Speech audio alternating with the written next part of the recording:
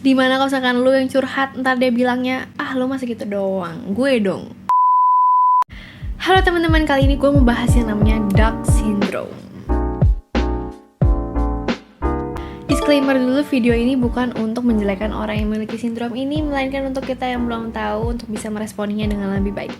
Perlu diketahui dulu, menurut Igenomics, sindrom itu bukan penyakit, bukan kelainan, melainkan dari bahasa Yunani dibagi jadi dua kata, pertama sin, kedua drom. Sin itu bersama, drom itu berlari, jadi artinya lari bersama. Dan istilah ini dipakai untuk menamakan sekumpulan gejala yang dialami oleh sekumpulan orang. Yang suka pura-pura baik-baik saja, mana suaranya? Yang setiap ditanya apa kabar selalu jawabnya baik, mana suaranya? Ya, jadi menurut Medicine.net, Dark Syndrome atau sindrom bebek ini adalah kondisi di mana seseorang selalu menunjukkan bahwa dirinya baik-baik saja padahal masalahnya banyak. Dan biasanya sindrom ini dialami oleh mahasiswa. Siapa yang mahasiswa di sini? Saya. Sindrom ini juga disebut dengan Stanford Duck Syndrome atau Ugly Duckling Syndrome, di mana kalau dalam bahasa Indonesia kita sebutnya dengan sindrom bebek Stanford ya. Karena memang sindrom ini pertama kali diamati oleh Stanford University.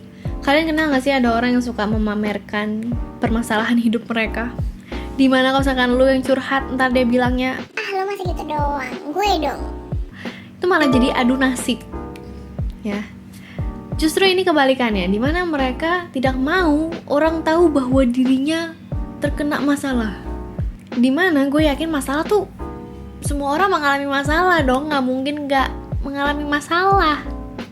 Kenapa dinamai sindrom bebek? Kenapa gak sindrom apa kek? Karena bebek kalau berenang seperti ini kan kelihatannya dari atas. Padahal kalau dilihat dari dalam air, mereka kayak gini. Jadi mereka di atas kelihatannya tenang gini kan. Padahal kalau dilihat dalam air, kakinya nggak tenang sama sekali ya. Kecipak-kecipuk. Kenapa sih sindrom ini bisa terjadi? Bedakan dengan orang munafik yang suka berpura-pura. Ini tuh jatuhnya lebih ke jaim, jaga image. Mereka menjaga citra mereka yang terlihat gak punya masalah. Mereka menjaga image tapi di skala sehari-hari. Menurut asumsi.co, ada 6 penyebab sindrom ini. Yang pertama, ingin terlihat sempurna. Harus diingat, kesempurnaan itu hanya milik siapa? Iya, hanya milik Yang Maha Esa, bukan milik lo. Yang kedua, mereka pernah trauma saat mereka menunjukkan bebannya. Jadi mungkin mereka dibully atau mereka diremehkan seperti, ah lu masih gitu doang, masa udah stres sih, biasa aja kali. I don't know, mungkin aja. Yang ketiga, self-esteemnya rendah. Self-esteem itu apa sih?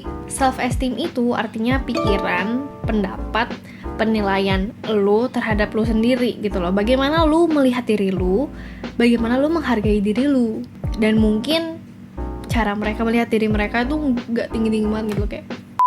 Yang keempat, lingkungan berekspektasi tinggi. Jadi mereka tuh merasa harus memenuhi ekspektasi semua orang yang ada di lingkungan itu. Atau mungkin dari keluarga sendiri ekspektasinya besar. Anak saya di Stanford. Dan itu jatuhnya mereka takut menggagalkan ekspektasi mereka gitu loh. Yang kelima, tuntutan akademis atau pekerjaan.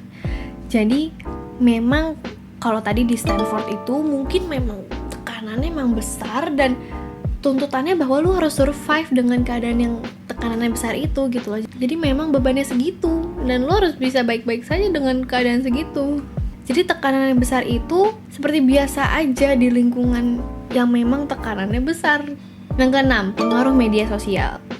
Dimana memang pencitraan di media sosial tuh gak main-main ya. Menurut gue gak kaleng-kaleng tuh. Semua kita kelihatan bahagia ya kan di media sosial. Dan mungkin secara tidak sadar itu mereka mengaplikasikannya ke kehidupan sehari-hari. Jadi dipikir kelihatannya semua orang tuh baik-baik saja loh di media sosial. Jadi mungkin mereka berpikir, oke, gue juga harus baik-baik saja seperti orang-orang di media sosial. Dimana itu salah total ya teman-teman. Nah, efeknya apa sih dari sindrom ini? Sebenarnya ini sindrom yang berbahaya atau enggak? Salah satu artikel di New York Times mengatakan bahwa ini adalah salah satu penyebab mahasiswa bunuh diri. Ada seorang konselor dari University of Pennsylvania, dia mengatakan seperti ini. Despite whatever's going on, if you're stressed, a bit depressed, if you're overwhelmed, you want to put up this positive front. Jadi singkatnya, gak peduli lu stres atau lu depresi, yang lu mau hanyalah menunjukkan sisi lu yang tidak apa-apa gitu loh. Memang secara tidak sadar atau enggak ya, kita tuh juga memiliki gejala kayak seperti ini gitu loh. Kita mau terlihat baik-baik saja nyatanya.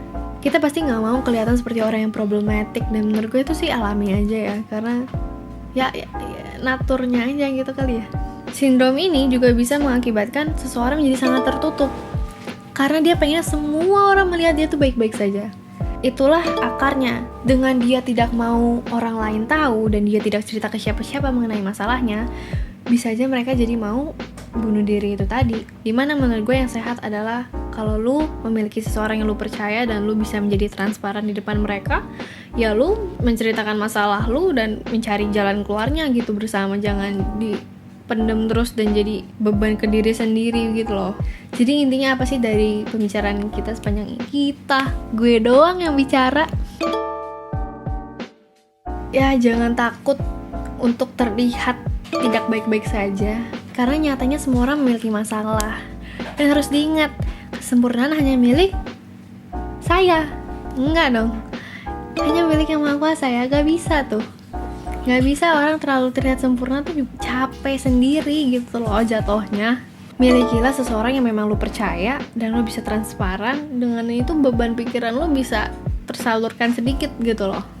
Oke, segitu aja bahasan gue mengenai Duck Syndrome atau sindrom bebek ini. Semoga kalian jadi tahu nih bagaimana ya efeknya dan mengetahui lebih banyak mengenai ini.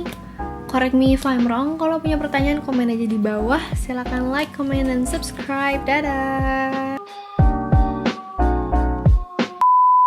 Menurut artikel dari dia mengatakan bahwa sindrom ini adalah salah satu